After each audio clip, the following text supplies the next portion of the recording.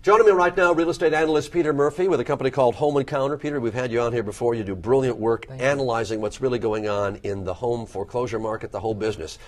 Bottom line is 2010 was bad, and I'm hearing 2011 could be even worse. Is that right? That's what they're saying. There's a lot of foreclosures, a lot of short sales to still work their way through the system. We think it's going to have a big impact on home prices and quantities of sale this year. So now when I talk to real estate agents on the phone, they say, well, we think we're bottoming out. But they do use the word we think because we really don't know. Well, it's taken them 3 years to start using we think. We've been saying it for all along. Unless we can stop the downward pull on prices because of short sales and foreclosures, there is no bottoming out going to happen. And it's because foreclosures and short sales are selling so cheap and in such large quantities compared to everything else out there. We've got to stop that. Okay, when you say we stop it, but how do you stop it when the banks are the ones that are controlling the flow of homes that are being foreclosed and the homes that are being sold? Yeah, it's the million-dollar question. We don't know how to stop it, but what we can tell is that the volume of foreclosures and short sales is picking up and not slowing down. I'm not talking about new filings here. I'm talking about the actual sale of foreclosure properties to buyers and sellers. They now represent 57.5% of sales in January of this year. So why would you buy anything new? Well, there's very little reason for it, especially because short sales and foreclosures are selling for substantially less than the conventional a conventional home, so very cheap. Is what's going on is the banks have finally discovered we can't keep holding on to these homes because not only are we losing money, but if you drive around the Bay Area, you see homes that are in horrible shape now because they've been sitting empty for 2 or 3 years. Yes, I think the banks are definitely starting to realize they've got to turn over this product, they've got to sell it. But on the other hand, you also have people who are finally saying, I don't want to keep on holding on to this home and keep on staying in a home where I'm upside down. I don't want to keep paying on something that I see is a bad investment, and I'm going to go ahead and walk away now. Okay, you do the numbers and all of these things, and it's like all of a sudden the light comes on, and Peter, when I talk to you, I go, this guy gets it. Why do so many other people not get it? Well, you've got to look really closely at the numbers and to see how sales are different for regular sales and foreclosure sales and short sales. And when we look at the market in a segmented way like that, we see some very important trends emerging, like the fact that foreclosures are selling for half the price of a conventional sale. Right. And as long as that's happening, people are not going to want to buy conventional sales. So it's a matter of looking at the data closely.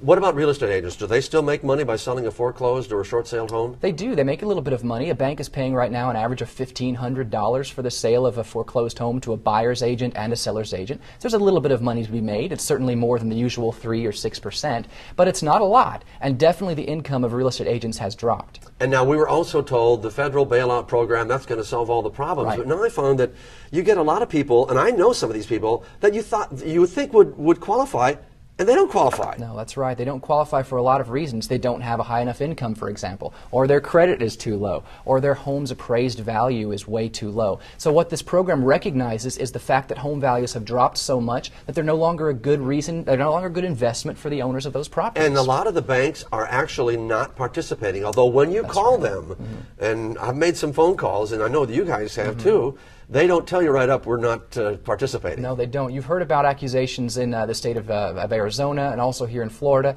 that the banks will tell you they're participating up front, and all the while they're initiating the foreclosure process and foreclosing on that homeowner who thinks they're proceeding in due diligence and good faith with a modification. So the banks are really talking from both sides of their mouths. They're participating, but all the while they're not because they know it's not going to be successful. Okay, so the bottom line is that I have heard some of the reverse from some of our employees here who say that if you're diligent, you can find some tremendous buys out there. Yes, tremendous buys are abound, especially because we have a good half of the market which is either a foreclosure or a short sale. Right. So if you've got some patience and you're willing to look around and you're willing to wade through some of those properties that are in bad condition, you can buy a steal of a property right now.